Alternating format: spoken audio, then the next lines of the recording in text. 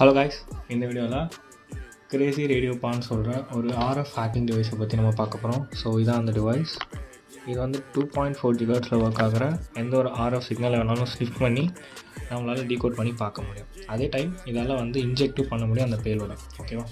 So இந்த டிவைஸை use பண்ணி hackers என்ன பண்ணுவாங்க, wireless HID devices such as keyboard and mouse, இந்த மாதிரி ஒயர்லெஸ் HID டிவைசஸ் அது வல்னரபிளாக இருந்ததுன்னா ரிமோட்டாகவே HID அட்டாக்கை பண்ணி அந்த கம்ப்யூட்டரோட என்டையர் ரிவர்ஸ் கனெக்ஷன் வந்து எடுக்க பார்ப்பாங்க. ஸோ ஓகேவா?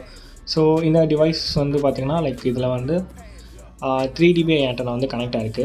நமக்கு இதை விட அதிகமான ஹை ஃப்ரீக்வன்சி வேணும்னா we can go with 5 dB antenna. Actually இது வந்து ஒய்ஃபை கார்டில் கனெக்ட் ஆகிருக்கு. ஸோ இந்த 5 dB ஆண்டனா வந்து நம்ம யூஸ் பண்ணிக்கலாம் வேணும்னா.